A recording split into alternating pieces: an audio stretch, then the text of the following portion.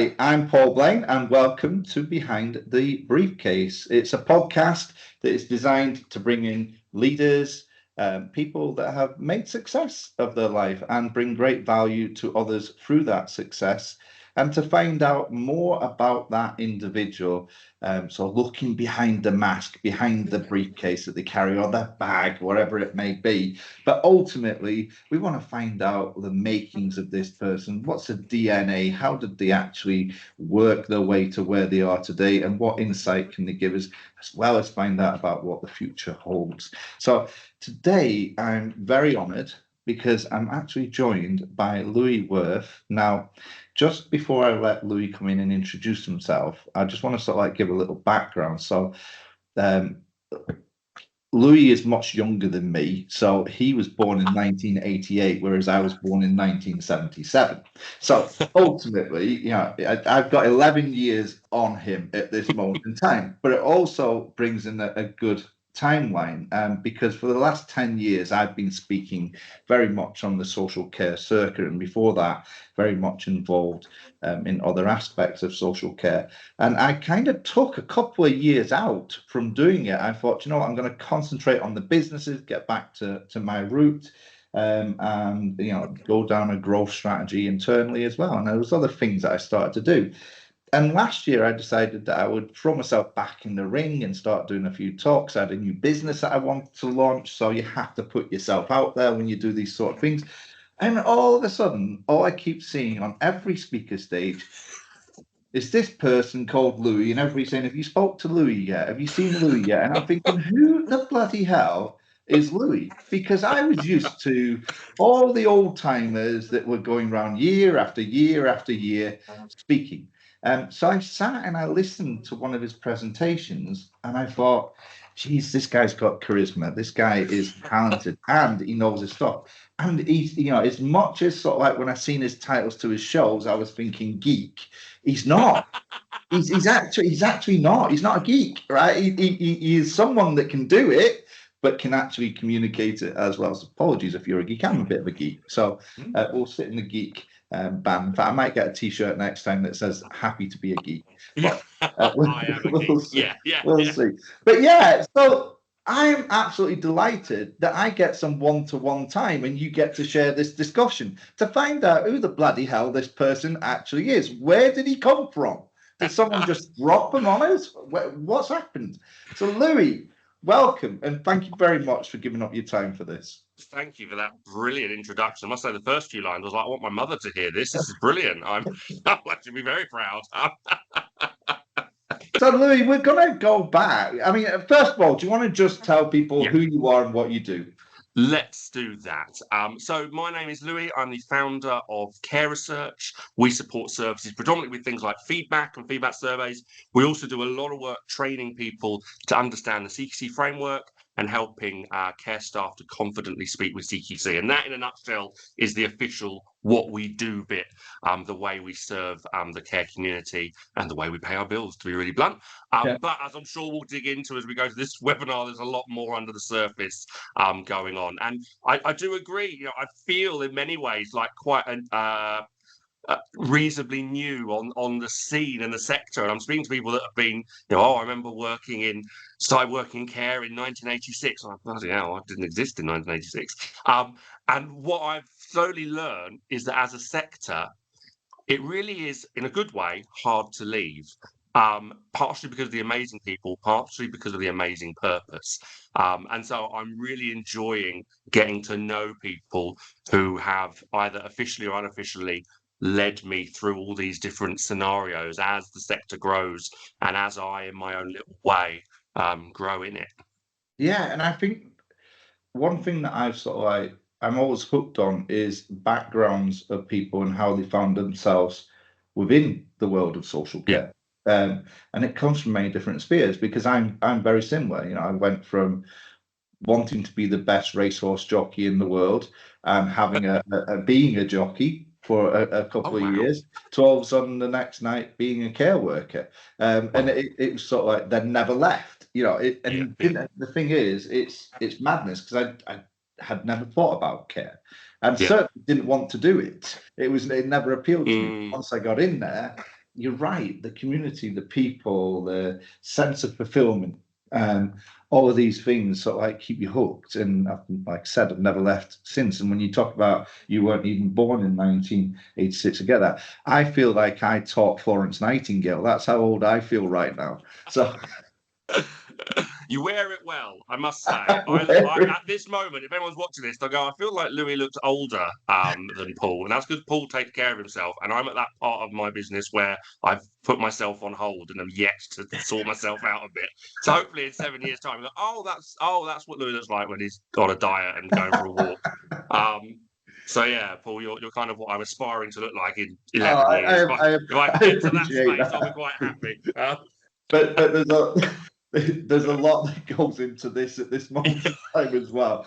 It's very challenging. So anyway, let's go back a bit, because like I said, I'm interested to see how you wound up to be who you are today. So take me back, Louie, to a young Louie running around. What was childhood like? Where did the education system take you?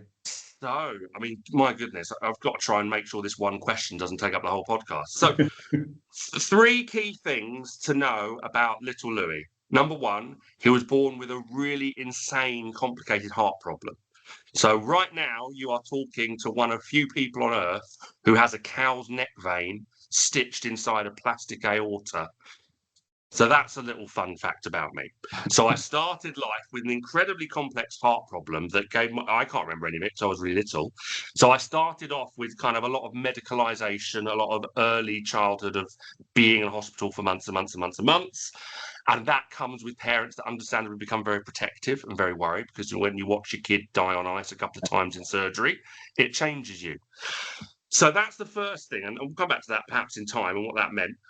One of the key things it meant is that I wasn't like a normal, stereotypical boy. I didn't like sport. I didn't like football. I didn't like hitting people. I didn't like jumping on people's heads, because I was naturally very scared of, my mum used to say things, bless her, in a nervousness, like, Louie, if someone hits you in the chest, you could die straight away. When you're 6 and you hear that, you think, oh my God, I've got to go near no boys, because that's all they do at 6 years old, is hit themselves in the chest. So as a result, I kind of plowed into school quite hard, but I also became quite conversational, and quite vocal and quite verbal, and as I went in the teenage years, I went down the artistic route and was, playing guitar, and I was in bands, and I was starting to get interested in stand-up comedy. And then I went into, at 19, I started working in radio for a very little bit. So I kind of went into that talking, music-y, arty space outside of the more stereotypical boy stuff. I think the second thing that's a really big thing to know is that my parents raised me quite hardcore Christian. And whilst I don't necessarily identify with all of that, nor do I regret it, hold it against them, there's something phenomenal about the opportunities that church affords you. At 13, 14, I was standing in front of a couple hundred people, either talking about things or singing things or interviewing the Archbishop of wherever. So I had a lot of odd opportunities that most 12, 13-year-olds don't get, simply because of the nature of church community. And I think the third thing to say about me is that I never really had a specific intention to go into entrepreneurial business. So you'll hear from people who be like, one day I'm going to be an entrepreneur, and I'm going to raise a really good friend of mine and colleague soon, called Stuart, who, at the age of 11 at school, he was selling, phone cases and going on the ferry to Calais and buying huge boxes of cigarettes and cheekily selling. He was born to do business. The only thing he's ever done. For me, this is not accidental, but incidental. This has occurred organically through time. And actually, my best job ever, no offense to everything I love about here, the best job ever that I had was when I was a university lecturer. So I was a university lecturer from the age of 28.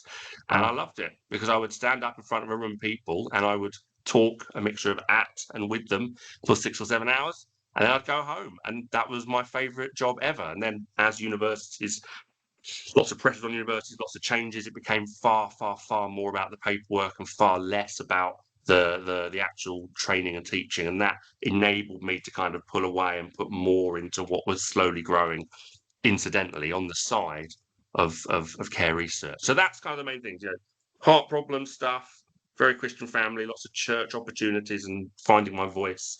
And then the last bit is kind of my main interest and background was academia. And I almost incidentally kind of fell into the entrepreneurial space. And even then, it feels weird saying, because it doesn't quite feel like I'm an entrepreneur. I feel like I'm a guy that's managing a team doing some stuff, Yeah. rather than being like, I've got this in crypto, and I've got these 3 things developing, and I've got this contract in Dubai. And I don't feel like a lot of the people that would openly say they're entrepreneurs. They don't have as much exciting stuff as they appear to have. Yeah, but sometimes how much of that stuff do they really have? Very true. Do you know what? As you were talking there, I get this so many times when I'm doing these podcasts with everybody that I've spoke to. It's so many similarities, and it's actually really. I don't know whether it's disturbing me or whether it's exciting me, because it's almost like watching repeated patterns to see the identity form of where you came from. So similar to you, I had parents who were very Christian orientated. We got dressed up every Sunday, and we were taken off to, I'm Scottish, so I remember we were taken off to a place called Cawdey, which was about an hour away from where we lived. And then it was straight from that into Sunday school. And then we had the boys' brigade that we had to go to, sort of like twice a week. It was very much almost like pushed onto us. Now, if somebody was to turn around and say to me, "Well, are you very religious now?" I would say, "No, I don't go to church on a Sunday, etc." Like that. But it did instill values. Huge. And it did instill a faith, the feeling that actually you could be something. And certainly that networking as well, as you said, actually occurs from that. Yeah, so I mean, a few weeks ago, the vicar of, I went my first church when I was young was like a Church of England church. That's where I got a lot of my first opportunities. And the vicar of that church, who, bless him, legend of a guy, has been there for 20 something plus years, and him and his wife were retiring. And I went to the like goodbye service just to kind of not pay my respects. He's not dying, just to be there. And as I stood there, I thought, almost about 80% of my core memories have started here. And there are people that like recognize me from when I was 6. And I think that the network, I think the opportunity, I do think, again, I wouldn't say I necessarily agree with every single thing my parents still believe. Nor do I think that nor am I like a Christopher Hitchens and going, oh no, God is dead and everything's wrong. I'm not on that side of the spectrum either. I call myself apatheist. I'm kind of apathetic about it. I'm not an atheist. I'm apatheist. I'm apathetic at the moment towards it, which, may or may not be the right thing to be.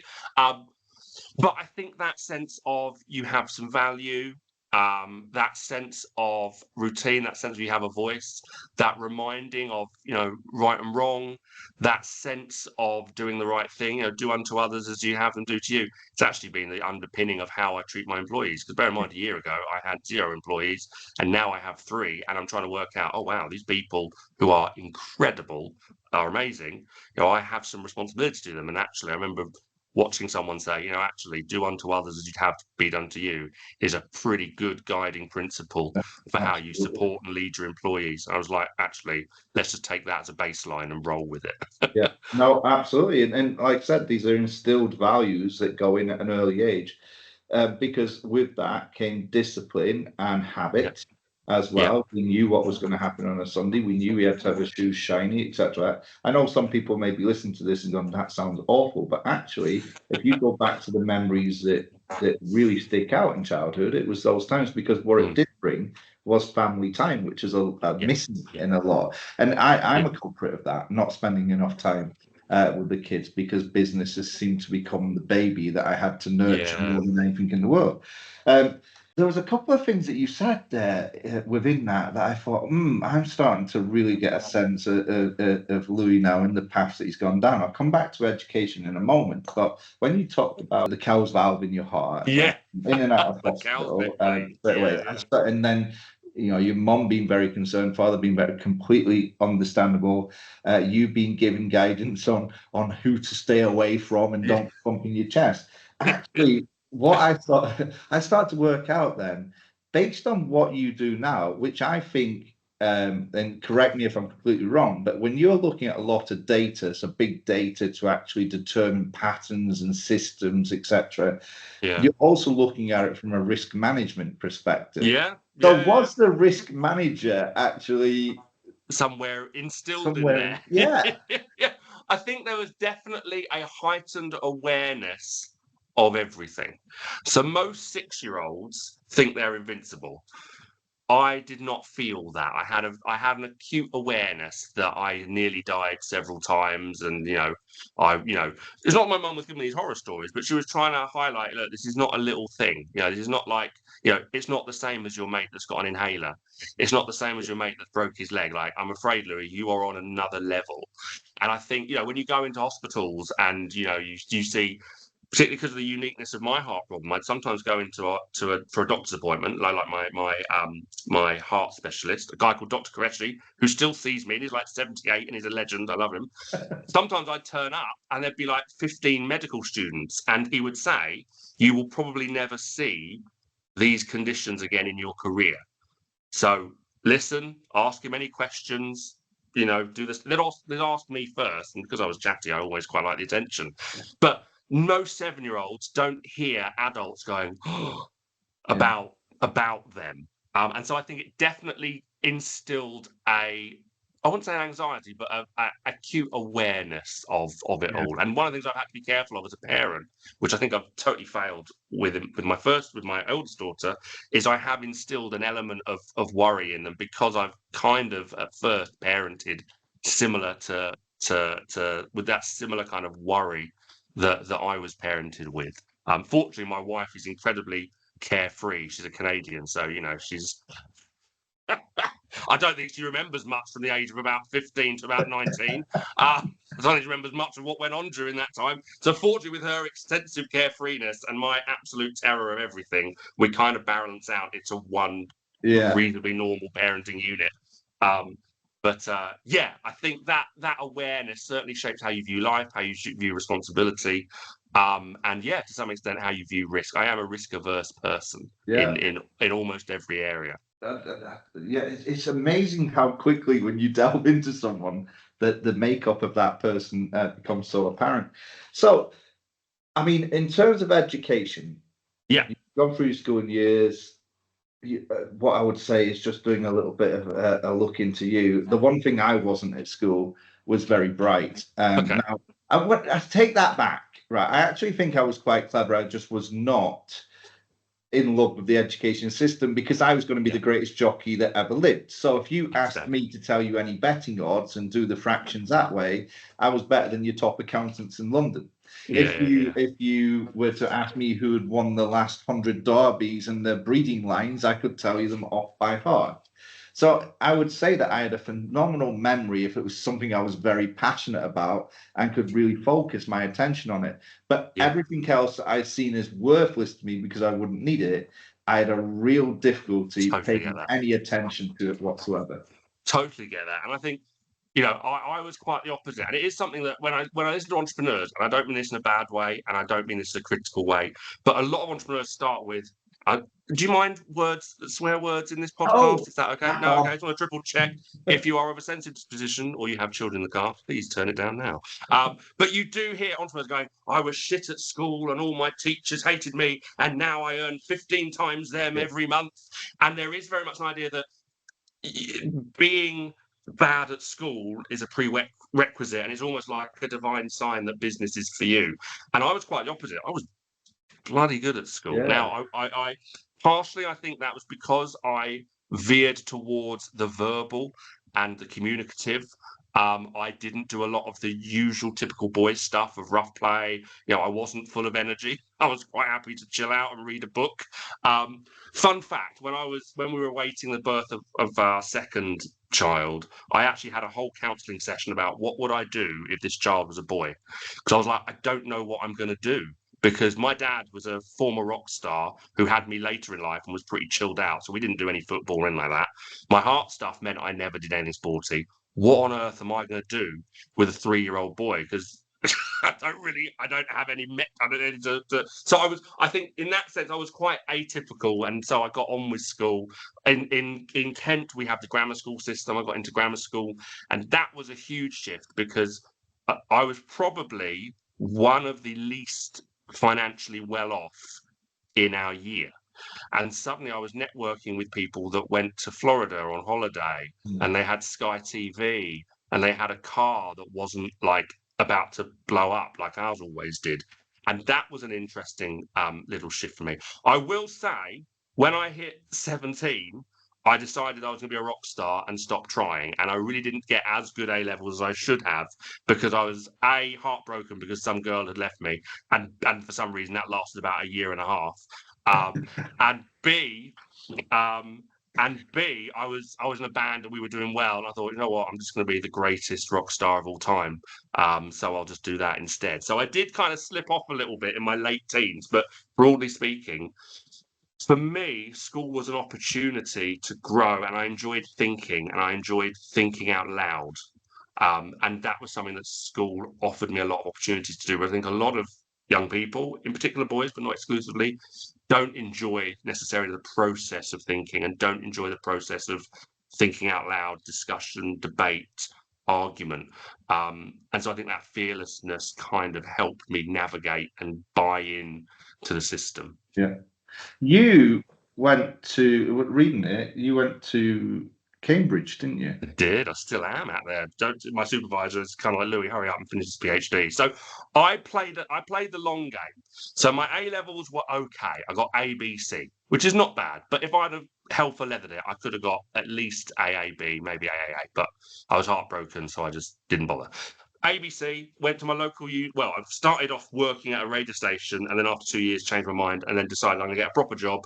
And this idea of not wanting to do anything that's unsafe, I was like, what's the safest job in the whole world? Teacher. So I went and trained to be a teacher, and I did my undergraduate degree. And during the degree, I actually realized I enjoyed writing essays more than I actually enjoyed being with the children. So I thought, okay. I thought, I'd go into these classrooms, I'd be looking after these kids, I'm like, oh God, get me out of here. And then I'd write like a 20-page essay about what had happened that month. And I was like, this I quite like, the thinking bit. So that then led to me, I decided to get a PGCE up at Cambridge. And it was, the PGCE program at Cambridge is great. It's a really good program. And like a lot of things at Cambridge, they front end the filter. So if you can get through those interviews in that day, once you're in, you're in. So once I got onto the PGCE, it was actually quite easy for me to get onto a master's program. Once I completed the master's program, it was quite easy for me to get onto the PhD program. And so whilst my undergraduate was at a university of Canterbury Christchurch, very happy there, had a great time. Once I got onto that PGCE, I kind of knew that I would have a path to get into the academia space. So whilst I went to the PGCE wanting to be a teacher, I secretly knew I was using it to get into the academic world and go on to do a master's and a doctorate there, which is I'm still on the tail end of. But yes, look forward to some angry emails from my supervisor about me finishing that off. Do you know what? Look, Louie, I'm loving this. If we were really sitting down on our own, we'd sit there and go, I cannot believe these journeys, because when I decided, I absolutely hated school, not because of particular teachers, just it was in my way. That's the way I was looking at it. Age was in my way. I needed to get to 16 years old so I could become a professional jockey. My summer holidays, I would go work in racing yards, the other end of the country. So that brought about a lot of independence as well. But I remember being in my first care home that I was working in. So after I'd failed being a jockey, and I've no problem in saying that. And looking at the teaching that was going on in those days, I mean, you probably, you might be old enough for VHS videos, because that's basically what the training was, right? It was terrible. Even the people that were coming in were very much health and safety experts, but no care related. So I actually took myself off at a later time to do a PGC. Okay. And I was the oldest in the room. I was sort of like the 34-year-old going into somewhere where everybody's average age seemed to be around about 19 to 20 and 21. Yeah. And I remember being in there on the first day thinking, I'd gone to Staples, got myself a pencil case. I was going back to school. Let's see how this goes. And the teacher the lecturer just starts rhyming off things like Carol Dweck, Carl Rogers. Lovely. Yeah, Can we go? We're going to be looking at Johari Window. And I'm sat there, and she's gone, has anybody heard of this? And every bugger in the classroom, I swear, was putting their hand straight up, right? And giving details. And I'm sat there thinking, I am so far out of my depth. I've not heard of a single person.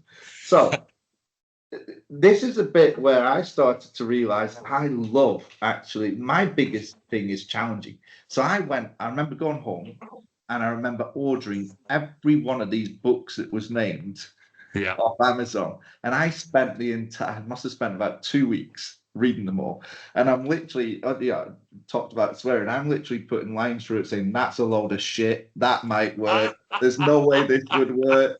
Uh, I'll try this out with the teams, etc. Like this. And I went back in and I became the most argumentative sod for all the years. That my lecturer hated me because the minute she said something, I'd be like, yeah, I know I know where they're going with that, but you go try that with 10 of the kids that I know, and that's not gonna work. However, if you mix this theory with this theory, you might actually come Make up it with work. something. And Yeah. all of a sudden you can see them sitting there going, and literally I went from lowest in the class to everybody's, Jumped up. what's your thoughts on this, Paul? What do you think? And I Yeah. remember getting marked a 2 on one of my essays. I'd always got marked a 1 on everyone I was submitting, and they marked me a 2, and I challenged that, and everybody in the classroom's going, Paul, but you got a 2. We're all sat with 3s and 4s, and I'm going, no, I'm not having it. I'm not having it because if they're saying the last 2 or 1s and this one 2, this is better than them. So I want to know what guidance they've used to determine this, and they ended up changing it to a 1. So everybody just started going, he just wins every argument. But I then went on to lecture at university with health and social care, and that's what got me into the whole education field, hence where CBAT came from. So it's just interesting how, you had that academia. Mine came at a later time because I go back to what I said earlier. I actually believe I was very bright at school, but I'm only bright in areas that I want to be. And I've got to get passionate about it, and I've got to be in love with it. And when I went into that classroom on that day 1, I think if all the other students hadn't been so knowledgeable, you might not have been motivated. It annoyed me enough to go, Yeah. I will never be put in that position again. I'm going to become the person that knows the most of these. Yeah. It's just strange. But you made it to the highest level. For now, I've still got to finish the blooming thing. I've got an 83,000 word PhD that I'm currently going through notes, like reformat this sentence. Could you provide an example here? It's like pulling my teeth out, but I'm getting there. I've nearly got that blooming PhD finished. But do you know what, Louis? It's not even about the title, really. I mean, the title's a nice thing to have, but ultimately, it's this need to continually learn and push yourself through that, isn't it? Because last year I actually went off and become a licensed hypnotherapist. Now, I don't know who I'm going to use it on yet. I'm thinking of one of the care shows. I'm just going to hypnotize the entire audience. I was going to say, just mid podcast, you just hypnotized me. I was like, so I found myself clucking like a chicken and wetting myself or whatever. Like, a lot of that was just down to I wonder what it's like to be able to do that. I wonder if I could do that. And same with coaching, mentoring, therapy, because I started to realize these are good skill sets that may be valuable along further in life. And a lot of people turn around and say, "Why on earth do you keep doing this?" And I go, "Because if I stop, I stop. That's the problem." Yeah, that propelling forward. I do think it's an internal drive. So for me, the PhD thing was a couple of things. Firstly, it's because I knew I could do it. So a lot of people do things because they want to prove people wrong. I often do things because I want to make sure that, I've done what can be achieved. The other thing is that this PhD was also partially a massive financial choice. So this gets into how the business started. So Care Research started as a side gig. So I was working as a university lecturer, I was working as a school teacher and all these, and I had these research skills. And at the time I had this research master's, and a good friend of mine who, I'd known since I was 11, had from the age of 20 built this really successful care agency and was providing complex care to young people and children with complex, incredible, and we're talking at this point, he's got a team of several hundred, he's got nurses and healthcare assistants and all sorts, roaming the country, providing care. And he gave me kind of a bit of a job to do kind of recruitment, nurse recruitment. And that's how I got introduced into the care space. And I'd done a few little bits of bespoke research here and there. And it was when CQC arrived at their service that I realized some of the stuff I'd been doing with my research skills, my master's, some of these little side hustle research projects, actually, as a sector, there was a space for this. And so I kind of half-heartedly sort of did a little bit. And then when my wife was pregnant, she was like, I want to be a stay-at-home mum, so you need to find my income in about 4 months. I was like, shit. And again, no judgment on my beautiful wife, who is an amazing stay-at-home mum, and no judgment on if she hadn't. And all of the above usual things to state. It's not for everyone, and it's not a comparison or anything like that. But my wife was pretty blunt. She was like, look, her mum, did 3 jobs, minimum wage jobs when I was little, and I want to go in a different direction. So my teaching salary is this. I think it was probably about 1,800 post taxes and everything. You need to find that. And I remember thinking, oh, I better make this care research thing work better. But also at that point, I was interested in my PhD, and I found the possibility of getting that funded. And actually, my PhD was funded for 5 years. So for 5 years, the PhD funding exactly covered our mortgage. So my PhD paid my mortgage for 5 years. Okay. So I would be remiss if I didn't say that there were other things going on that both led to me committing to the PhD and committing to care research as a proper functioning business, as opposed to a side hustle that I kind of dipped in and out of a couple of times a year. Love this. And we're going to get into care research very, very soon. But before we do, I don't know whether a lot of people would know this about you, but you're also co-author of a book, and it's based on your PhD. Yeah, so people often are surprised to find out that I am one of the, I wouldn't say leading experts, but I'm one of the UK voices around a particular person. There's a guy called Frederick Froebel who died ages ago, and none of you will really care about him. But the key things that you have to remember: he invented the concept of the kindergarten. So that term, kindergarten, was his term. It means child garden. And he was basically an educator that really emphasized the importance of early learning at a time when most people were just beating their children all the time. And, boys only boys went to school, and they were taught by male teachers that, again, just beat them all the time. It was really quite an aggressive time. Mm-hmm. At the time that Froebel was writing, they were openly debating in Germany, where he came from, whether you should be allowed to hit children to the point that it caused deafness. Like, that was an open discussion. Like, is it too far if they can't hear for a few days after the beating? Those were literally some of the conversations in kind of 18th century Germany that were being had around school teachers and what they do. Froebel came along, and he argued that teaching was essentially a form of mothering. And what happened was that through Froebel's work and through the development of his followers, teaching went from being a predominantly male profession, so almost all teachers were male and only boys went to school, to it being a predominantly female profession. And whilst a lot of people would say what he said nowadays from modern eyes was quite, quote unquote, sexist, what he did do in his example of the mother teacher, the idea that all women have a natural motherly instinct and that teaching is a great space for all young women to practice that motherly, lots of stuff that if you said it nowadays, you'd probably be called before a tribunal for kind of like blatant sexism. And, and I'm not condoning those views.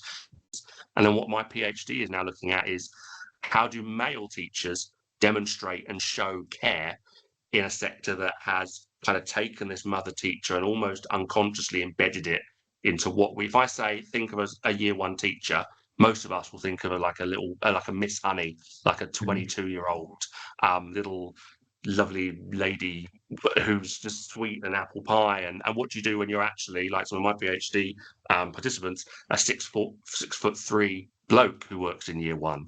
How do you show care? How do you carry your role in a space where people aren't expecting you to walk out the door? Within that kind of Froebel world, a bit like the care world, it's its own little community. And I was fortunate enough to be involved in the publication of an academic book that kind of looked at a lot of Froebel's work and reappraised it. And my main contribution was looking at what he did for the role of women in teaching, and how his views on gender and on teaching have shaped what we pretty much unconsciously all believe about who is to be a teacher and what it means to be a teacher. So you've got to have a hobby, haven't you? It's a heck of a hobby. So I mean, it's just really interesting how you've kind of looked at it from an education perspective, particularly within younger people, and then being able to flip this into work and research that you've done in the main within older people, because that's what most of social care is made up. So you've kind of you flipped to there and almost brought the regulatory body into it to sort of like make sure there's time looking at patterns, etc. So you've done you've been the lecturer, you've moved out of there. At some point, you've decided you're going to start a business, which ultimately has led to care research. Yeah. So I know you're saying you fell into it. Yeah. And it was sort of like another little sideline hustle hobby that you may have been doing. It pays the bill, it potentially could pay the bills. But what actually drove you to start thinking this could be something? Yeah. So I think a lot of people imagine that, entrepreneurial business life, you wake up at 4 a.m. after listening to a podcast, you sell everything, you tell your wife that we're moving into a 2-bed flat in the rough side of town, and then you go all in, you work 24/7, and then 3 days later you make 10 million pound in crypto or something ridiculous. And I think it's all very extreme, you know what I mean? Yeah.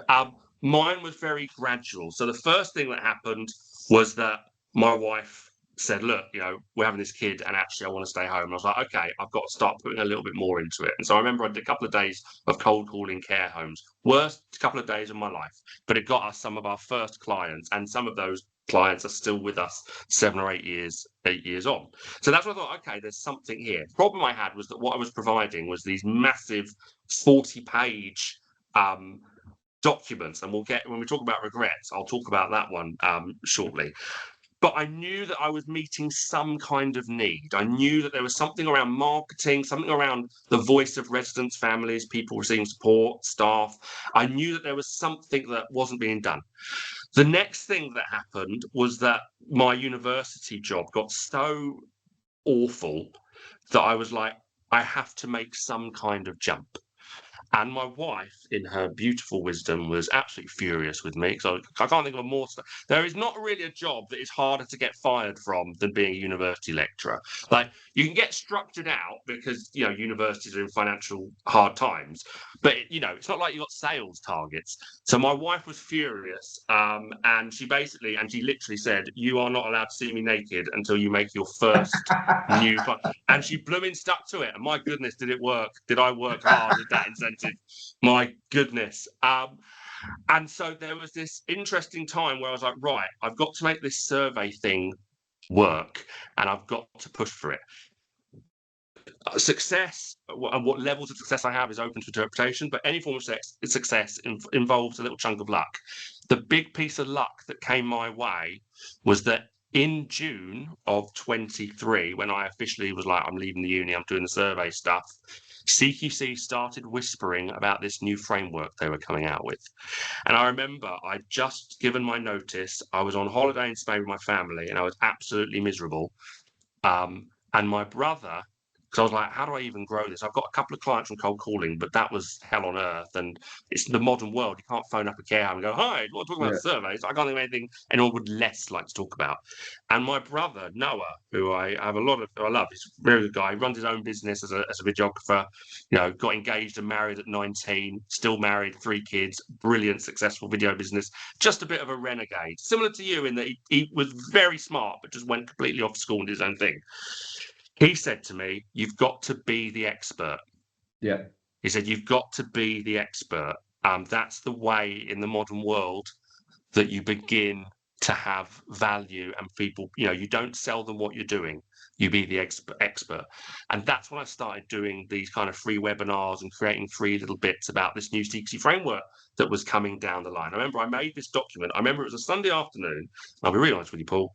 My kids were being an absolute pain in the ass. And so I said to my wife, beautiful wife, I'm going to the office to work on this document because it's really important. But really, it's because I was losing my mind. I needed to just sit in a quiet room. The flip side was that document was a document that said, here's the Chloe prompts that we had at the time. Here's the new quality statements. And then big disclaimer page, don't sue me if I'm wrong. Here is where I believe the Chloe prompts fit in with the new quality standards. I remember just writing that. It was formatted by me on Word. It looked probably absolutely crap, but I remember posting it up on LinkedIn and waking up and being like, oh my God, this has been like downloaded a bajillion times and it's like being shared. And I thought, oh, okay, I'm onto something here. And then I quickly realized I was better at speaking. I'm good at writing, but I found it easier to talk for half an hour than to write a huge blog. And so I started the webinars. And that's really when we went from being, oh, okay, I do this little thing, to, oh, actually, people are listening to me and people seem to appreciate what I do, what I say. But more importantly, there's a need here. And all the feedback stuff we reformatted in view of this new framework that included 3 feedback evidences: people's experiences, feedback from staff and leaders, feedback partners. So we suddenly went from being a little side, oh, this is quite interesting to marketing, to being, oh God, you are 3/5 of our compliance framework. So talk about luck. I'd been working on it for 6-7 years, but then the stars aligned with the new framework, with a focus on feedback, with me leaving the job, with my wife threatening me with her clothes and her clothes state. It all aligned to the point that I was like, okay, this clicked. It kind of, and luck is a huge bit. Timing and luck. You've got to be ready for the opportunity, but the opportunity is going to feel like it was almost miraculous. But I Does that make think sense? the way you're talking there, Louie, if I sort of like look back through a timeline, I think your upbringing and what occurred to you actually cemented an ingrained resilience. And that resilience is, I'm not going to give up. I'm never going to quit. It's going to happen, right? Then your wife comes into the fray, and I've not met her, so I will speak very nicely of it. I'm sure I would if I met her. Right. She's the best. She's sort of like, as you said, you've got more the risk analysis, the risk averse. You've probably a bit of pessimism that's sitting in there all the time. She's coming along as sort of like I'd say motivational optimist. So she's using the when I say the motivational side of it, is she's putting threats there that if she knows, she believes in you, she knows you can do it. She has to lift you out of the pessimism and put you into the proactive, that actually she's putting forceful threats in there, like, you ain't getting anywhere near this sunshine unless you go do what it is that you need to do. And by the way, I'm not working, and all. So there goes the discussion. Big respect, but she was the right person to come into your life to influence and almost kick you up the arse at that point and say, you've got. 100%. So you had the resilience, and then you've got your wife coming as an influence, and then you've got your actual brother is actually just giving you words that I say to my team every day, and that is be the expert. If somebody is calling you, they are not the expert in that field. You are selling your expertise, so advise them, consult them, and don't be frightened to challenge them, because they don't. That's not their field. And that is the bit. That was the greatest piece of advice. Now, you actually combine all 3 of those things: resilience, influence, and the ability to listen to someone and take hold of what they're saying. Yes, you could turn around and say the stars aligned and there was a bit of luck, but without those 3 things in your life, that luck would never have appeared in your radar. Yeah, that's a fair point. And, I don't want to do myself down, but equally, I don't want to come across, you go to some business podcasts and you think they're kind of, fallen from heaven and blessed the world with their presence. I'm very aware that circumstances, have played a huge part, and, the CQC stuff. But I think one of the best pieces of advice I ever got was from my uncle, who was the first real financially successful person in my life. And he always said it takes 10 years to become an overnight success. And the point he was making, I didn't fully get, but over the years, he kind of explained it. He said, look, you're not going to do everything and then it magically works. You're going to do everything. No one's going to give a shit. Then a couple of people will be vaguely interested, and then they won't give a shit. And then some new people will be slightly interested, and you'll get a meeting. And then at some point, it will catch fire and it will just spread. He said, but you've got to be ready for when it catches fire. You've got to have been working on it, maybe not 10 years, but Absolutely. It's not a case of I came up with an idea, I did a PowerPoint, and then I write. You do hear these really annoying accounts of 24-year-olds that they make a PowerPoint and got £68 million in seed funding, some Texas person or something ridiculous. That is not the normal. The normal is you work on an idea, no one gives a shit. Some people give you a try, you don't do it right, you learn, and over that time period, you get to the point where actually you're delivering it well. It's great, you've got product market fit, and then word gets out and you go, oh my goodness. We went from having 15 services that we worked with to 400 in about 4 months. Now, that is not because, I was, putting millions of pounds into Facebook advertising, Instagram. It was simply that word of mouth and circumstance kind of spread like wildfire. But more importantly, I'd been doing it for those 15 for 5, 6, 7 years. I knew what was working. I knew what wasn't. I got better at all the bits I needed to get better at, such that when the opportunity came, I wasn't building the plane mid-flight. I actually had a pretty steady plane by that point. And do you know what? Just using that word opportunity there, and that is putting yourself in a position where when opportunities present themselves, you're in a position to go, why not? Can I tell you a story about my dad? Right, I love my dad. My dad is an absolute legend. So another fun little fact about my early life was that before I was born, before my dad met my mum, my dad was a bit of a rock star, and I don't mean that in a small way. He gigged with Led Zeppelin, Queen with their support band. He's got off his face with Ozzy Osbourne a couple of times. He lent his guitar to Elvis Costello, and Elvis Costello broke it. He gave some money to Elton John to buy a sandwich once. We're talking insane level rock star stories, right? But he never quite made it. And one of those reasons was because he got given some really, really strong weed by the Grateful Dead, and it completely knocked his confidence. And so he once was given the opportunity. Do you know that famous concert of Elton John where he's at the Dodgers Stadium and he's wearing the Dodgers hat? My dad was asked to be the support band for that gig. Wow. And he turned it down because he didn't feel ready for it. Yeah. And I have no resentment against my dad, and I have no problem with my dad. My dad's been amazing. He is amazing. I love him very much. And I've said it several times. There is no dad in the world that has cooler stories than my dad. At least not in my circle. Absolutely. And he's been a great dad and all that sort of stuff. But one thing that I have seen from his career was because of some of those nerves, because of some of those worries about taking chances, others succeeded where perhaps he didn't reach the point that he initially wanted. Queen were their support band on several occasions and are now the biggest band in the world. These are sorts of echelons he was working with. You are a really interesting person. Well, I've just been very fortunate. My parents, I mentioned earlier about my parents being Christian. Some people imagined they were hardcore American Texans that were beating us every day and homeschooling and shouting at us and talking about fire and hell. My parents were actually weirdly bohemian so whilst they were very Bible believing, the earth is 6,000 years old, all of this sort of stuff, no criticism, that's what they believe and what they still believe. Whilst they had that very conservative Christian values, they were also incredibly liberal. They were you work out what you want to do. They never gave us career advice. They never made us, if we didn't want, they were very pro quitting. If I didn't like something, they'll just leave. They were very much, they weren't kind of that idea of you committed till the end. They were find what works for you.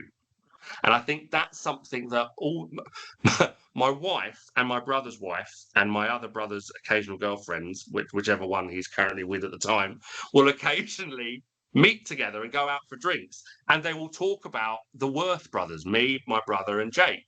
And one of the things that will come up is they really don't do what they don't want to do. I remember the first year and a half of my relationship with my wife, I did 11 jobs. Right. And I'm not talking working at McDonald's for under the side. I mean, I went worked at Hayes for proper recruitment career. I started working for a tech startup. I had care research. I founded this and that. And I think one of the things that we got from our parents was this kind of strange willingness to find out what works for you and really focus on that where possible. And that came a lot from my father, who, bless him, it really only did what he wanted to do. From a professional perspective, this was not a guy that was going to go and work in Tesco to pay the bills, and that's not a criticism of I wish he had, to be really blunt. It would have made life a lot easier, but that was not him. And my mum always said, you can't have someone who's very laid back and driven, and that is my father. He's absolutely incredibly laid back, incredibly chill, very talented, but very talented. Talent alone won't do it. Yeah. You've got to have that inner beast in you that makes you want to be so focused and driven to get to the top. And my mum said he spent it all in his 20s. When you are touring the world, performing to thousands of people, tens of thousands of people, he said what most people spend over their 40 years, he just spent it all in like 5. When you look at that world, though, it's really fascinating because there's a lot of people who are extremely talented, and then when all of a sudden fame and fortune arrives, they cannot handle it because the actual reason why they were doing it was not for fame or fortune. It was the love of what they were doing. And now they fall out of love with it because it's money driven. That is a huge part, I think, of my father's stories. He did make good money, but he didn't really chase it. And he didn't really keep a hold of it. And I think that is a big thing. And my father wasn't very money driven. And I think that has, to some extent, contributed to me, but in a different way. So we were house rich, cash poor. Mm-hmm. So we had a 4-floor Georgian house, massive. Right. But everything in our cupboard said value on it. Does that make sense? We had like value beans and And again, not because my parents loved them. And then my mum started working and went and became a teacher and kind of tried to shift the financial space by working really, really hard. She became a head teacher in 5 years and did all that and kind of, really changed the situation. But I do think, did I at 7 years old go, one day I'm going to do surveys for adult social care? No. Is care research the deepest dream I have in my whole life? No. I would love to go back to doing stand-up. I would love to go back to playing guitar. I would love to write for TV, and I would love to write for comedians. That's what I do in my spare time. That's what I would love to do. But I also adore and love what we do at Care Research. I believe we're making a real difference. And I think what I've learned from my father was that balance between hobby and profession. Mm-hmm. And I know if I tried to properly do stand-up, if I tried to properly become a musician, I would hate it very quickly. And actually those things work quite well as engaging hobbies. And what I have with care research, care surveys, the talks, that's something that I really love doing and I enjoy and I find purpose in. And I can be fortunate enough to just about cover the bills doing it. And so I think something I saw from both my parents was that fine line between enjoyment, pleasure, what is my core being, versus if you don't pay the bills, things are just a bit shit. Does that make sense? Absolutely. And you're going through a bit of a transition period yourself again, because I think that's the big thing in business. It never stands still and you always have to transition to the next stage. So that 11 years we spoke about that I have on you at the very beginning, you've got that coming up, and so it's the case of open your ears to certain things because there's a lot of pitfalls about to actually approach on the horizon. Yeah. And that is that growth. Everybody, like you said, I hear every influencer, it's all about growth, times 10, capital, etc. like that, invest in this, invest in that. Actually, what I've learned in life is if you know fuck all about it, don't touch it. That is literally what I've, because your money will just go very quickly. So I kind of like you when I said transitioning, because if I look at myself now and I can go back when I started the training business, which was just gone 8 years ago. I'd worked for training companies before that. I'd been an ops director, and I also had care homes and domiciliary, etc. So that wasn't my first business. It was a starting business because I thought, you know what, sod it. There was a big gap here to bring a disruptive training company to life, and that started with me running around doing the account. Boxes of piles of receipts just getting chopped in, going cold calling like I hate it.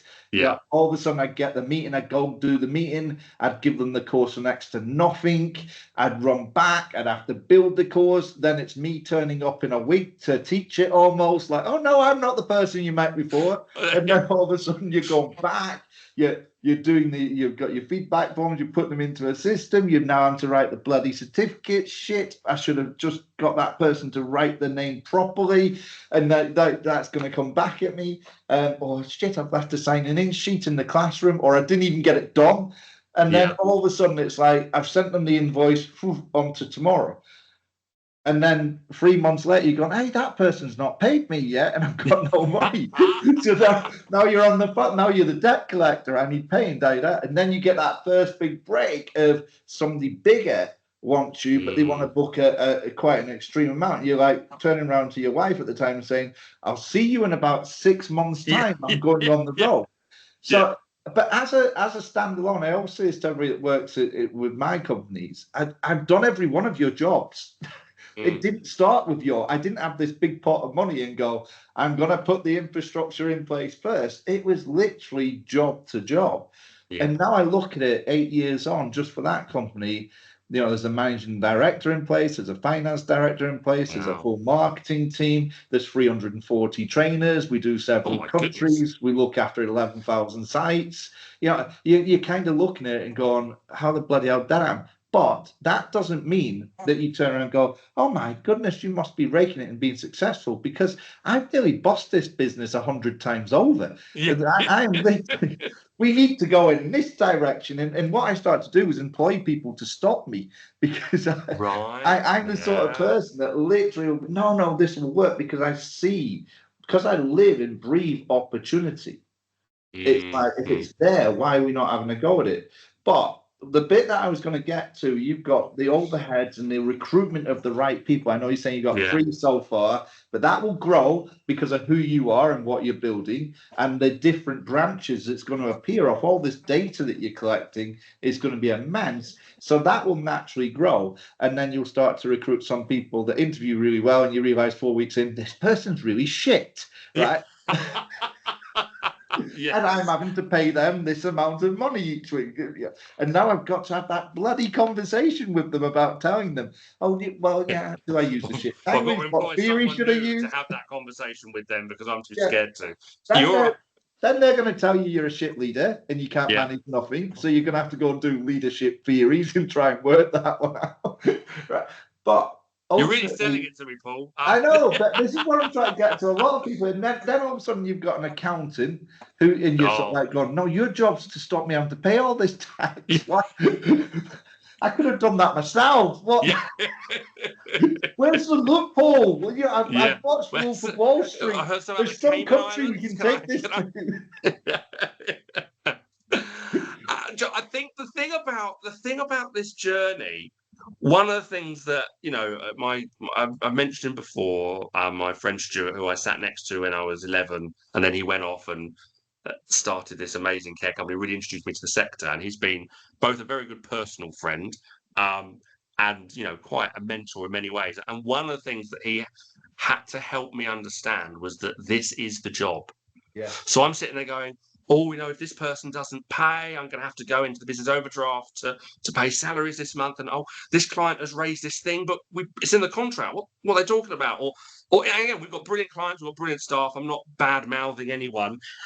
This is what Stuart kind of said to me. He said, you've got to realize this is the job. The idea that you sit on a luxury yacht somewhere while everyone runs around doing the job, that is, yes, there might be the 1% that really do make it at that point, but that is not the norm. And that isn't really what being a CEO or a founder or a managing director is. And I remember having a meeting with another person who I have great respect for, a guy called Sarge, who runs CarePoint 365. And I happened, during this meeting, he had to take another meeting with his team.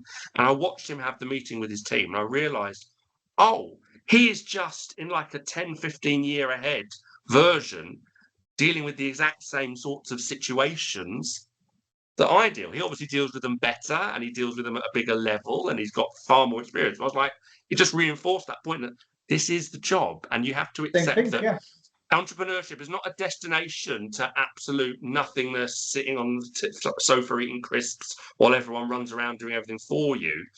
Actually, running a business, being an entrepreneur, is actually managing all of the weird stuff that others perhaps don't quite know how to handle.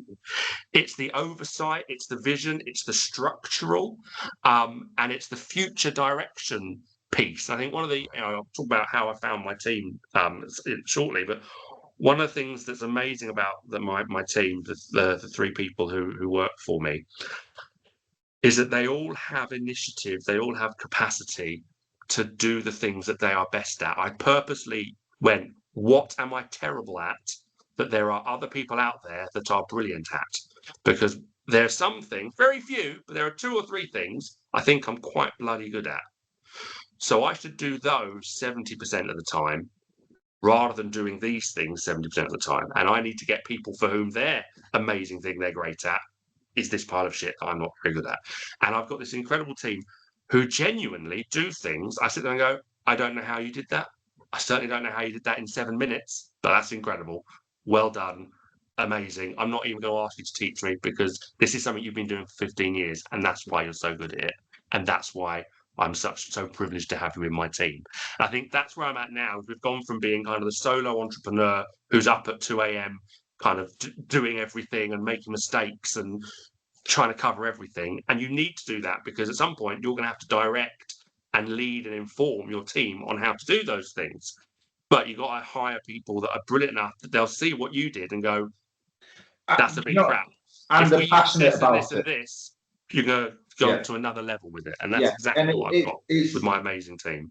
And I look at this in recruitment now. If you want to do sales, then you are a completely different human being to most of society, and you have to have amazing resilience. But if you want to do an accounts, it could be seen as the most boringest thing in the world to someone like me. But ultimately, they love it, and that's what you got to do is find people that love their job. I kind of was saying, what we were talking about before. And it evolves around the culture of something. So you build a small team because that's what effectively you're doing. You're creating the business, the next version of the business through the team. Yeah. And you can hold strong values. You have strong loyalty, friendship, etc., like that. And it almost, coming into work with the personalities around you, enjoy it.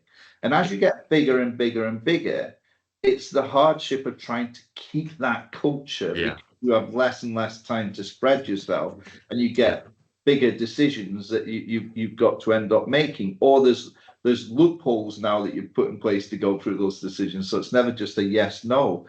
And I think that's the bit that a lot of businesses struggle with in that growth, the identity of who you are. So I've never had this, for me, it's never been about how much money can we make. Of course, it's good to what I would say be in a financial position where you can afford to do things without an every morning fret of how we're going to pay the bills. I think that's why we all do it. But there's nothing inside me that says I want to be worth 50 million or 100 million over the next 10 years. I don't have that sort of goal and ambition because I kill myself to try and do it. But ultimately, as well, it won't bring happiness. Happiness to me is when I get to come into the team and enjoy working with people, and that's what you've got. Yeah, and I think for us, what we've really prioritized, and I think it's one of the unique situations because I am learning to lead, I'm learning to run a team, as it were. I'm starting from a very human basis of what motivates you, what motivates this person. Is it around being around the family? Is it around having flexible time in terms of support and care? Is it around being empowered to create things rather than just do the things I told you in an email to do? And I think at the moment, especially because we're a small team and they know each other very well, 2 of the team are sisters, and the 3rd member of the team has worked with one of the team for several years in a previous role. So that I've almost become an outsider in my own business because they all work so well. Like the sisters obviously have literally known each other their entire life, pretty much. One of them is slightly older. And so we've got these 3 people that really get one another. And sometimes I'm hopping onto a meeting going, oh, is that what we're doing? Is it? Not in a way that I'm not in a bad way, but they've already talked about it. They've already spoke to each other. They've already thought about it. And actually, what I think I know is going to be a challenge, as we grow, is what do we do around team growth? And one of the analogies I often use, I actually said this to the three of them. I said, one of the things I'm aware of is, the TV show Friends. Yeah. Friends would have these amazing guest stars, Brad Pitt, George Clooney, all of that, Julia Roberts. And they all said the same thing, which was that it was impossible to get into that gang of six because they knew each other so well and they worked together so well that even the biggest stars in Hollywood couldn't become part of that club because of their shared experience, their shared knowledge, and their shared vision. I think one of the things that as we grow, and if we do take on more people in time onto our team, one of the things that we will have to really work on is how do we ensure we don't fall into silos based on experience, and that's something for me to deal with when it comes. The thing is, and I've always said this to people in our business, that if you're part of the original gang, you have the most amazing opportunity. Take that opportunity. You're going to learn every aspect of this business. You're going to learn every failure, every experience, every success story.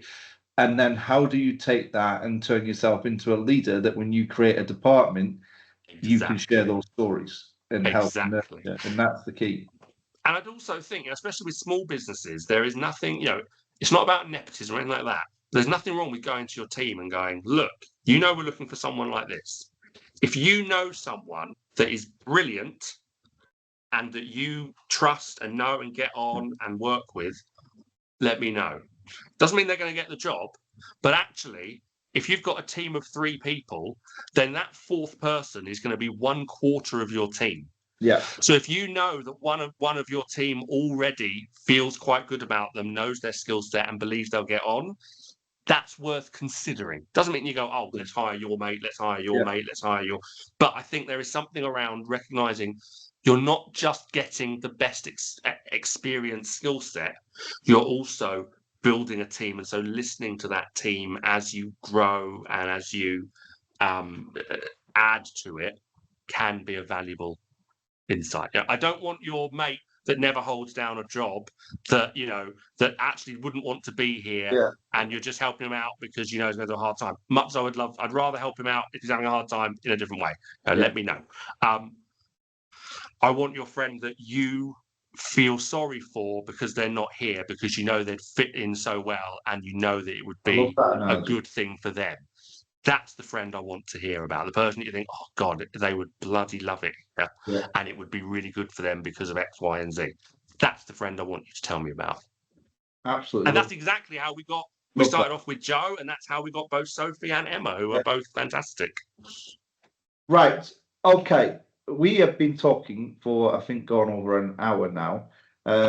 And so just so everybody is aware, my production team and marketing always give me these lists of questions that I should ask the guest.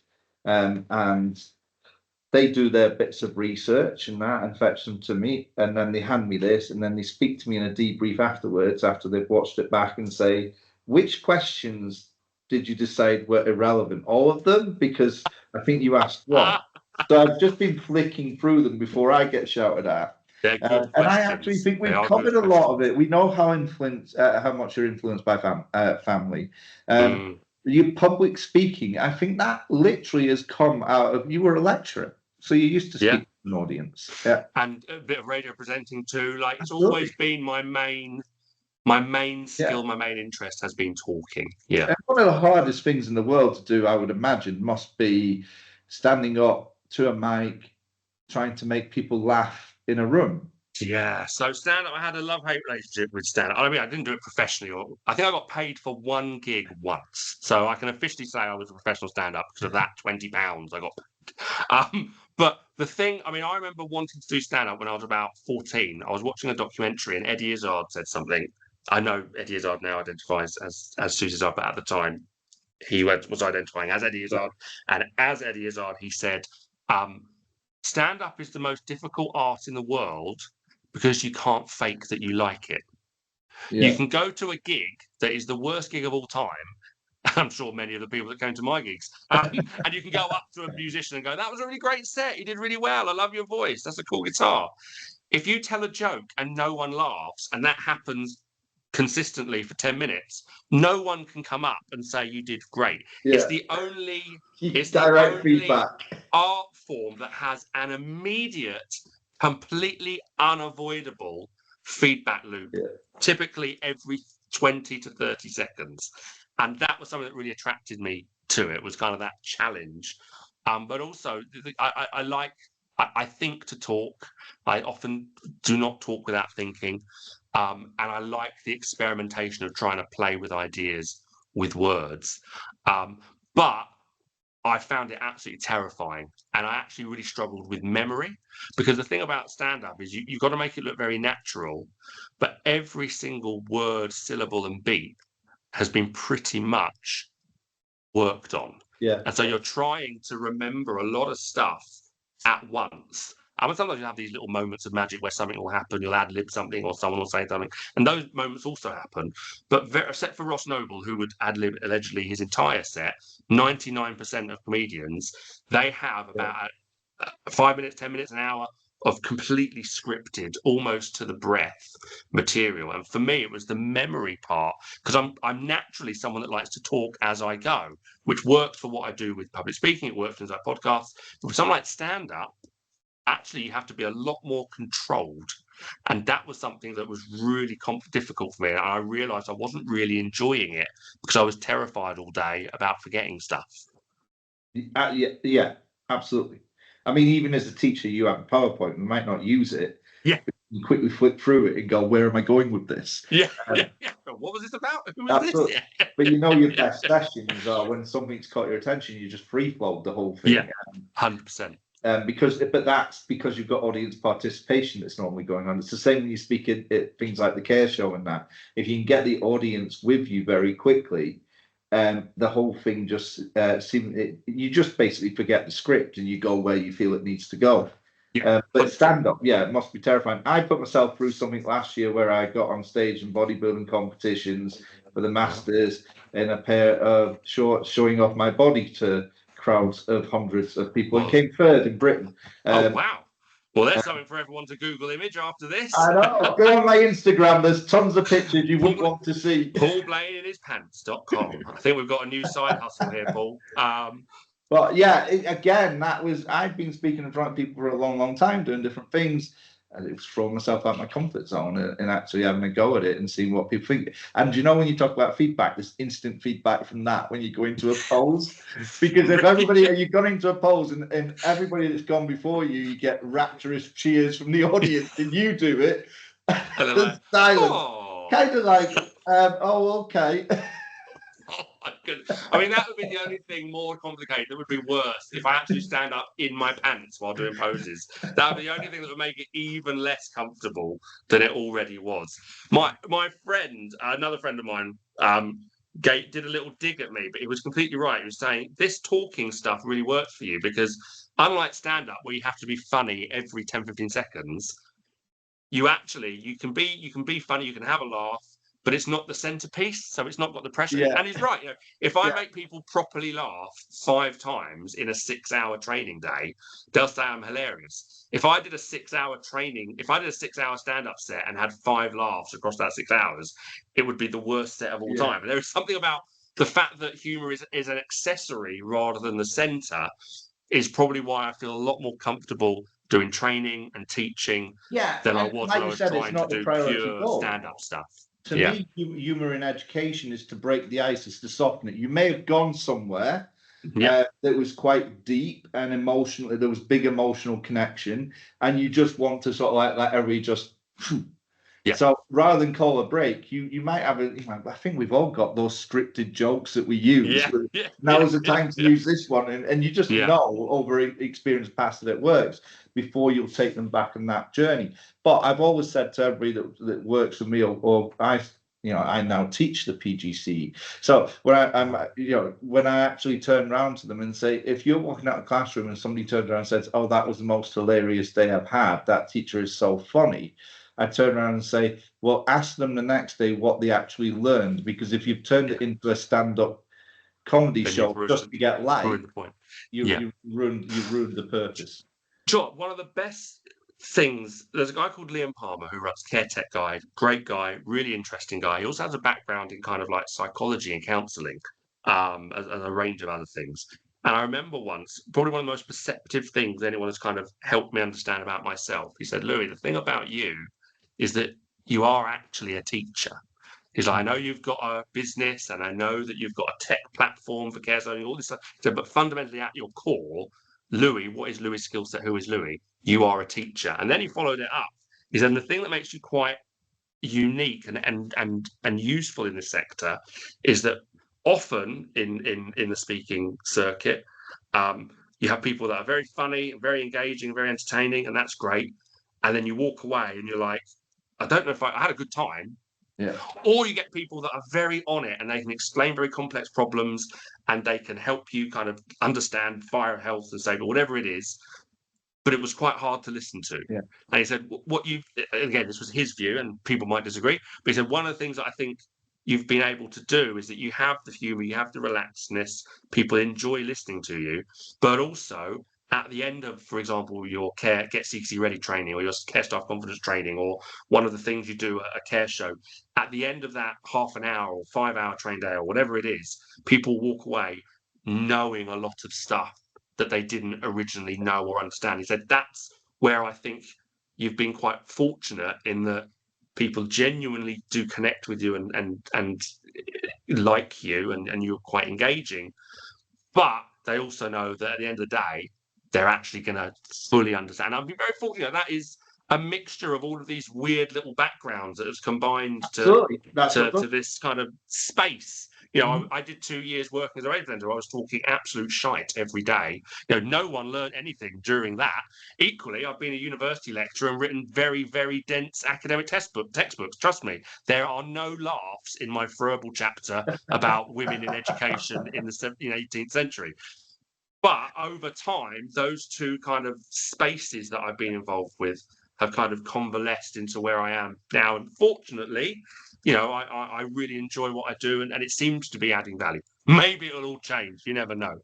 But it does, you know, it seems to be those two spaces are combined when I do the talks that I do and the speaking that I talks. When I see those talks at the relevant care shows, road shows, trade shows, you always got a packed out audience. So you absolutely do connect. You absolutely connect. So in terms of let's just move this on now, because I'm going to be honest with you. One of the things that I've absolutely loved doing about these podcasts since we've been recording them is when you actually do start to dig behind the surface of someone, it's just amazing. It's almost like a mass reflection. You start reflecting on yourself as well. So it's motivating and inspiring for me too. But you, in terms of care research, so you've been doing a lot of working with different companies. Is like a consultancy role, collecting that data for them? Very good question. I mean, consultancy would be the term that people would best understand, but I don't think it quite captures what we do. So not as a criticism of your term there, but the main thing that we will do is we will create and run the feedback surveys for the people you support, families, staff, and partners. And I think a couple of things that we do differently. Number one, we are not a tech platform where we go, here you go, log into that and have a horrible shit time. And when you have a problem, send us an email and we'll respond back in 7 weeks. So we're not a tech platform that we just kind of put in your hand and go, have fun. Not to disregard all the fabulous tech platforms, of course, in the sector. But we all know that we've experienced what I just talked about at some point. Absolutely. We are a service, so we will create and run the whole feedback survey process with you. We will analyse and create the CQC ready evidence documents off the basis of those surveys. So we run it. So it is a service that we are running. What we don't do a lot of at the moment, for various reasons, is we don't kind of sit there and come in and go, what you should do is you should do that. And your fire safety plan needs to be updated because it was last done 2 years ago. And so we don't do the consultancy in terms of the mock inspection and the business consultancy, or have you considered getting a loan?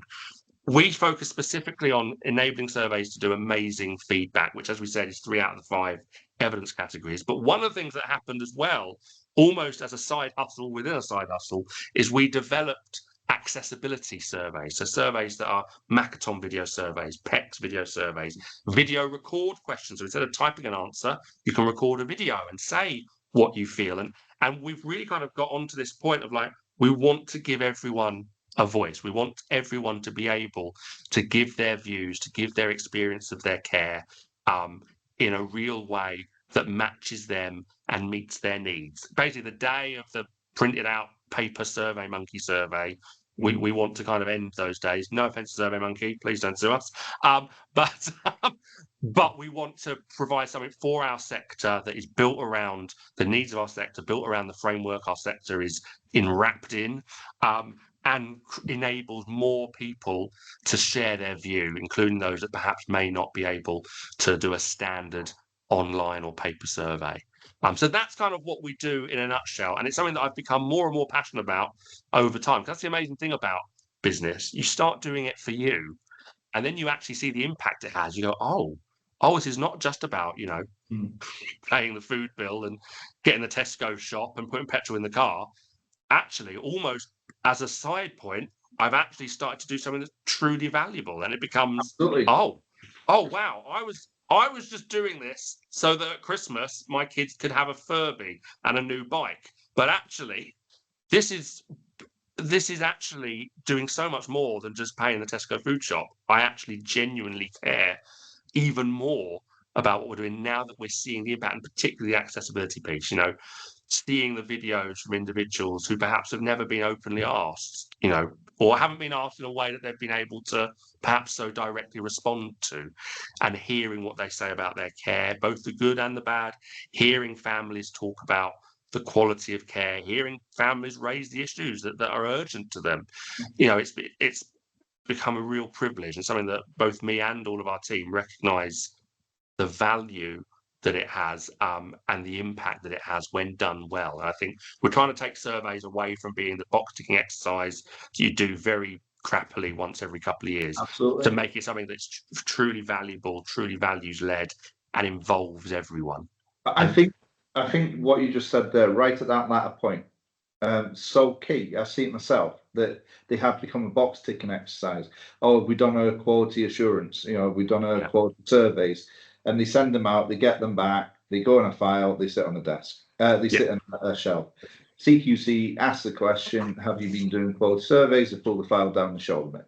But nothing's actually occurring from it, because ultimately when we both first started out, and this is critical, you had to listen to every bit of feedback that was ever given to you, because without it, you wouldn't have known whether you were doing well or whether you could do well or whether you should throw more money into the pot or whether you should employ someone. It was always feedback oriented. If you build a product and the market turns around and says, we don't want to buy it, you may sit there and go, this is the greatest product in the world, but the market is saying it's shit. Deal with it, right? Yeah. And I think as you grow, we kind of become complacent. So, for instance, I've said this to my team. I started off the training business and I put £20,000 into it. Right. Okay. If it had run out of money, I was screwed. Right. Yeah. Fortunately, we never run. I think we got down to sort of like minus 1,000 and an overdraft at one point. But every single penny that was spent had value linked to it, whether it was £1, whether it was £10, whether it was £1,000. What are we spending on it? What's the return on investment?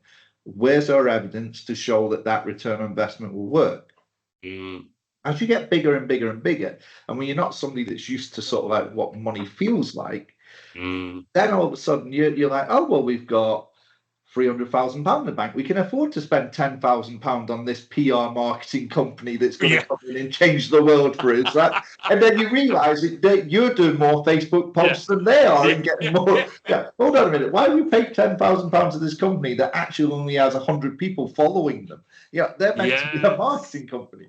So it's like all of a sudden the money, and then you start spending it stupidly. And I think, sir, this happens in companies as well, because they become too big and too complacent to a degree, or too stable, that they stop listening. And ultimately, the client, everything that we do is based on someone buying our products. If you're a care home, someone is still buying your product. Someone is still choosing whether it should be you they use. You're not the health service. So on that basis of that, you have to continue listening. I think the surveys are either structured most of the time to give you the answer that you want to hear, or they're just getting done as a show face. Now, ultimately, the amount of information that can be brought out of a survey that can change the direction of your business because Yeah. your clients are telling you, they're giving you the answers. And that's the bit where I think it is fundamental to a business. And sometimes you get really little wins. Like I remember one service who there was just like a bunch of comments about how they couldn't access the outside space. So they put a little ramp in and suddenly everyone's over the moon. It's like, oh my goodness. We've got all these well-being initiatives and meditation room, and I'm all for that. Yeah. But actually they just wanted a ramp so they could get into the garden. Like that was, you didn't need to spend, you didn't need to have a meditation room and, employ a physiologist. You just needed a 30 quid ramp. And I think for us, what we often say to services is, look, there are three things that you need us for. The first, I'm going to be really blunt, is so that you have evidence to show CQC. Because if they speak to 5 family members and 4 of them hate you, and you haven't got anything else to stand on, that's a vulnerable situation. Yeah. If you can say, okay, well, we're going to take that to note, just let you know we had an independent survey, 40 families completed it, and actually they rated us this, and these are their comments. You've got additional information.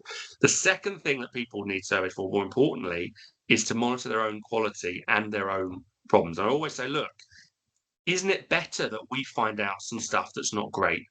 Don't you want me and my team and you through this process to find out what's not going wrong, rather than finding out via a CQC complaint, or rather than finding out via a client that decides to move to a different home? I said, you want to find out the bad stuff, because I'm the best person to hear bad news from, because I'm not CQC, I'm not going to shut you down. Absolutely. I'm there to support you.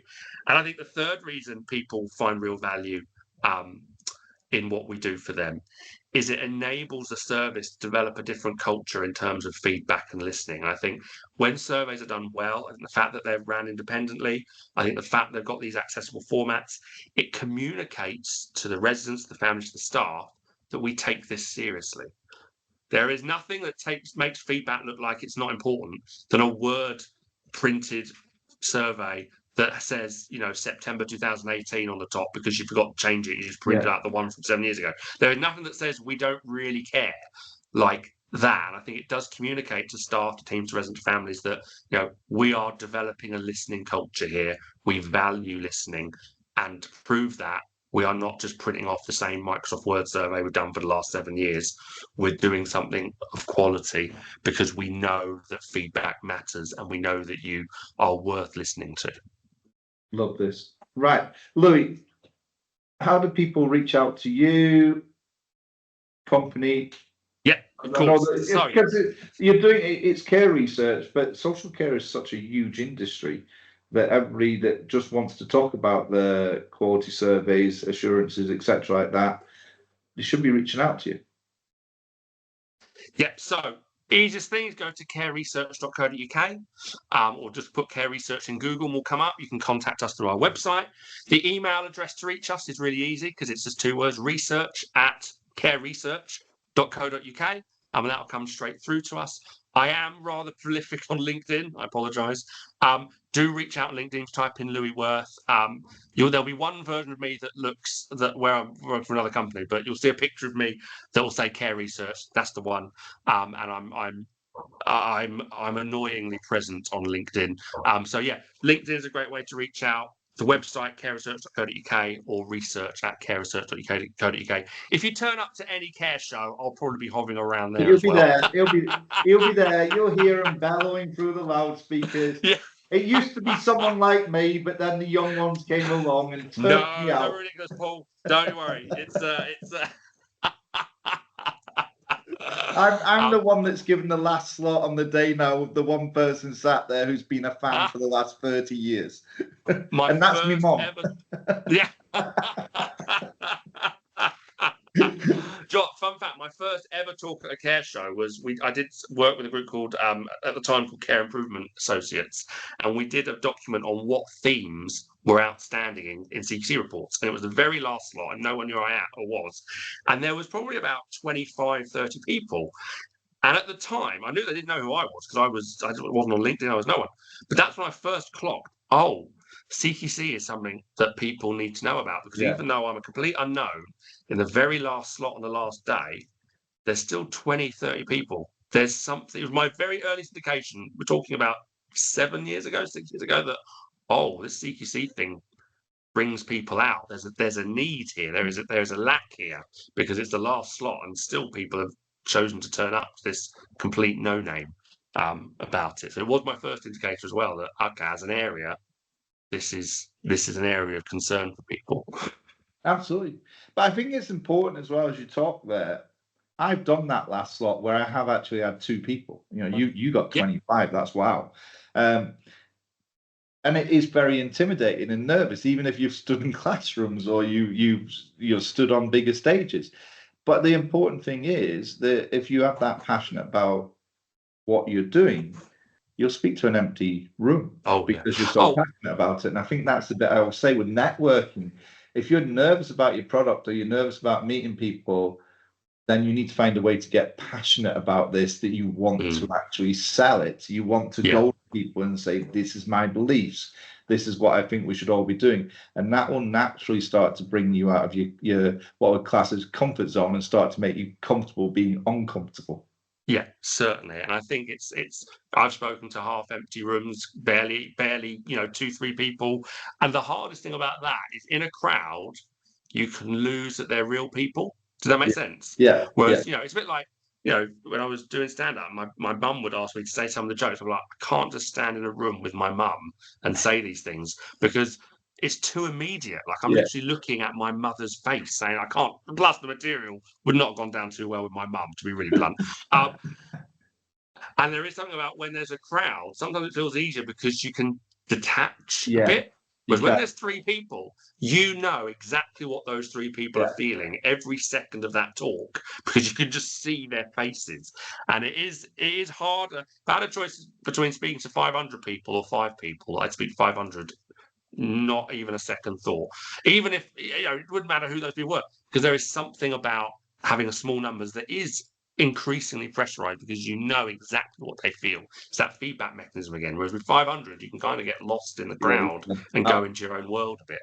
Absolutely. You actually feel more lonely than the 2 people that are sat in the audience at those shows. Whereas if you got a crowd of 500, you kind of like, in a way, the nervousness goes because people have turned up. So automatically you start thinking, they must want to hear me. But when there's 2 people, you're going, nobody even wants to come and sit down and hear what I wanted to say. They're all stood over there at the bar because they're giving away free beer. This is an important subject. And then one person realizes that they're at the wrong talk, it's not for them, and stands up and walks. Oh no, what did I do? I take it so personally. Yeah. I have sat through talks that I didn't want to be at because I just didn't want to hurt the person by getting up and leaving. Like, okay, looks like I'm learning a lot about tracheostomies today. I'm not in it currently, and don't think I ever will be in a situation where I will be directly maintaining them. But for the next half an hour, I'm going to pretend that I am, because I don't want to upset this poor woman who's made a 68-slide PowerPoint that somehow we're all going to get through. I do want to actually just touch on a couple of things before we wrap this up. Okay, let's do the quick fire stuff, right? Go for it. In terms of AI, big thing coming into health and social care. How's that going to help with the analytical stuff, or should people be a little bit cautious about it? So this is going to take a dark turn, but don't finish halfway through the analogy. Let me go through the whole thing. I promise I'll put it. So as I mentioned earlier, I had quite a complicated heart problem, right? One of the things that happened in, I think, 1988 or 89 was there was this new bit of surgery being pioneered in Birmingham, and it was a brand new form of heart surgery for infants with my heart condition. And I was that infant with that heart condition. And my mum went to my amazing doctor, Dr. Qureshi, and said, look, we've been hearing about the Birmingham stuff. Should we go to Birmingham? Should we go to Birmingham? And my doctor, Dr. Qureshi, said, we wait until the first ones are done. Because I was the perfect candidate. Now, I'm very sad to say, I take absolutely no delight in saying this, that I believe all of those individuals under that Birmingham study died. Now, Wow. That is an extreme example. I'm not saying it's the same with AI. I'm not saying it's the same level of importance, and I'm not saying that it's the same situation. But I am always about time and evidence over hyper newness. And one of the things that I think back to the education days, there's a theory in education that's called like the black box concept, which is, for example, we don't fully know why children learn to speak. We know there's a bit of mimicry. There's Noam Chomsky's stuff about having, language models possibly built into the structures of our brains. But fundamentally, there's what they call the black box. We don't know what's going on in between these ears to make this child go from babbling to, writing Shakespeare. Yeah. My fear with AI is we have created a new black box. And whilst I love AI and I see its value, and I will in time be building it into our care surveys platform, where I think the reticence will at times come is that if I try to give you, an Access Care Planning or a Microsoft Word or an iPhone, you can deconstruct and read settings and read manuals and figure out all of the steps and bits that led to something occurring. What I think is nerve-wracking about AI is it's a new black box. You don't really know how the fuck it did what it just did. Yeah. And I think that's something that will hold back the conservative pessimists, who may perhaps be a bit more like me, who want to have certainty. And on the flip side, makes it super exciting for the optimists. Because the fact that it's a bit mysterious, a bit unknown, it's not fully breakdownable, makes some people really excited because they don't have to get their head around it. Makes other people, perhaps like me, slightly more nervous because if it goes wrong or when it goes not quite how I want it, I don't really know how to detangle it and start. Yeah, now, that's not a criticism of AI. I love AI. I've already been having discussions with my dev team about what will AI mean for our platform in the coming year or two. But to use that horrible extreme example of the Birmingham surgery, I don't want to be the first adopter. I agree. Do you know what? I was having an interesting conversation with a CEO the other day about this, and they were talking about AI and how they got beaten a pitch recently because the other company was using AI more. And he had a similar sort of like feeling that you have and that I share. And I get it, because the way I see it is, let's take something like ChatGPT. Yeah. But it is using information from the website. That's the only place it's not making stuff up, it's getting it from the website. So instantly, in the speed of lightning, it can build stuff for you very quickly based on all the information it's receiving. But then not everything on the internet is correct. Yeah. Well, right. Yeah. But if I deliver a training course, I know that I'll have researched into that. I'm not going to go and teach something that has not been researched and validated and verified and deleted the Wikipedia shit out of it. Yeah. Right. Because I'm not going to get myself sued. But whose work am I actually using? Yeah. Well, I do that. I was talking about my dad being a bit of a rock star. I once went on ChatGPT going, how much is Howard Worth of audience worth? And what were his greatest achievements? Thinking this would be funny. Yeah. Not only did it say that my dad was worth £6 million, which he bloody is. He's been keeping it hidden for about 3 decades, and I don't know what's going on. But it listed a bunch of albums that didn't exist. I'm like, Dad, it says that you made this album. It's like, no, I raised 7 albums. That's their names. And again, with my PhD supervisor, he said, look, ChatGPT is really fascinating. He said, but look at this. Ask it to write a paragraph in academic text around your area. And he wrote this beautiful paragraph with a load of references. And then we asked, are these references real? And I said, no, I made them all up. None of these are real academic texts. Oh, wow. I've drawn on them to show you and demonstrate the academic style that you requested. Wow. So it That's what I mean. So it's leveled it up. Of bloody good paragraphs on my field of expertise. And I was like, I've not heard of any of these, Paul. It's my supervisor.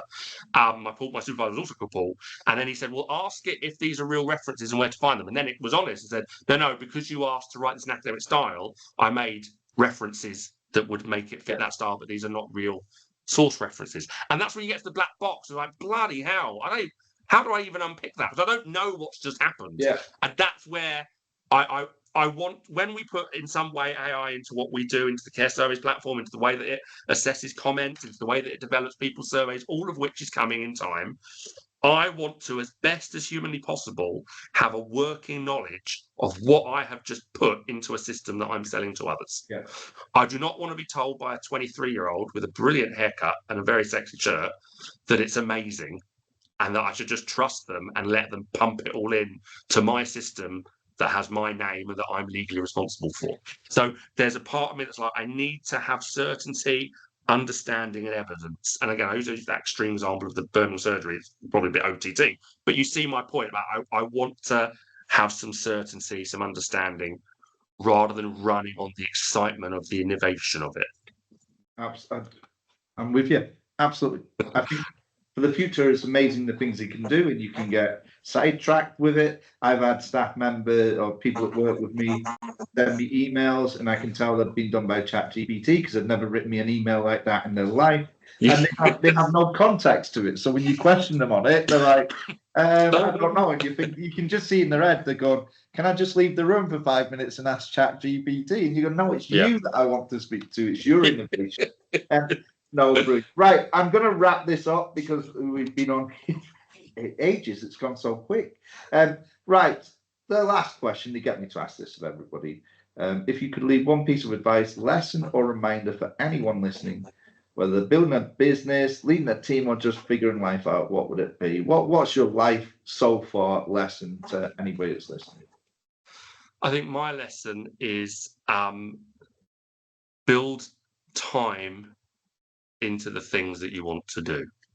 You know, we have been raised in a situation now where everyone thinks it's do or die, it's right now, it's 6 months and it's done. You know, when it comes to things like starting a new business, do it as a side hustle. You know, if it's a service, if it's face painting, do it for free at the library and check that you're actually not shit at it and that people want it. You know, don't sell everything, remortgage the house, sell your kidney based on a fever dream that you had at 3 a.m. that you think might be a cool app. Absolutely. You know, take your time, and that works for a lot of other things, you know, with careers. But then on the flip side, there's two parts of that. Number one, take your time. Number two, recognize there will be a jump that will have to happen that will not. Basically, you cannot laissez-faire your way to entrepreneurial success. So on the one hand, I don't want you to sell your organs and remortgage to kind of start a business, become a millionaire tomorrow. But equally, a little bit like me at university, there was a point where I had to make a jump. And that jump was still a risk. But if I'd made that jump on day one of me having the thought, everything would have gone to shit. Yeah. So give yourself time, give yourself space, whilst having an eye on the reality. At some point, you'll have to jump a little bit early. Your job is to make sure it's the right amount of early in terms of your preparedness, in terms of the market's preparedness, and in terms of your capacity to deliver and succeed. Louie, it has been absolutely amazing, an absolute pleasure. I've had 2 hours of getting to know you. How many people get that opportunity, right? So, absolutely. Now, I'd imagine the release of this will be before the Care Show in Birmingham. I'd imagine You'll be there. I am. I'm speaking twice on the second day. I'm at another event on the first day, but I'll be there the second day of the Care Show, which I believe is the 9th of October, if I remember correctly. Okay, and if we want to, if you're thinking of sort of like bringing placards to his show and everything like that, feel free. Let's embarrass him as much as we possibly can. I'll give you a little scoop, Paul, as well. One thing that we know that CQC are doing at the time of recording, we know that CQC are doing a lot of changes and they're soon to publish changes to the CQC framework. Of course, we were doing lots of free webinars. We're going to do lots of free documents to support stuff for people, and that's going to be around as soon as that drops. And we're already designing it. We're just waiting to fill in the blanks with what CQC actually bloody say. Mm-hmm. But, you know, our hope is that they come out with that around about October, November, because they've been talking about an autumn time.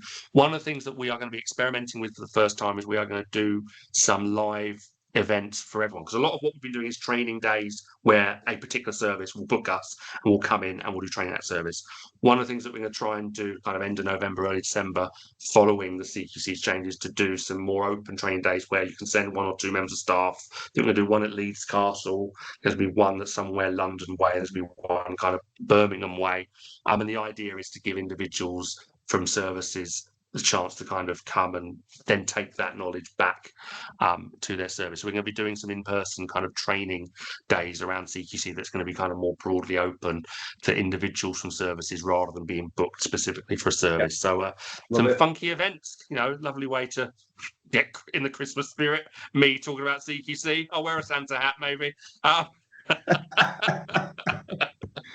Brilliant. Louie, thank you very much for your time. It's been an absolute pleasure. I'll be there at the Care Show anyway, so brilliant. I will be making sure that we touch base then. And yeah, what a brilliant bloody episode this has been. So if you've listened all the way through, well done you. I'm sure Louie's wife switched it off after about 20 minutes in and thought, Stop. I keep hearing this every night. So yeah, no, it's been great. So thank you very much for listening to Behind the Briefcase. Thank you very much to Louie, our amazing guest today, and we will catch you next time when we have more amazing guests for you, and we can look behind the person that everybody sees either on stage or in business or on the magazines, and you can find out who the bloody hell they actually are. So until then, have a great week, everyone.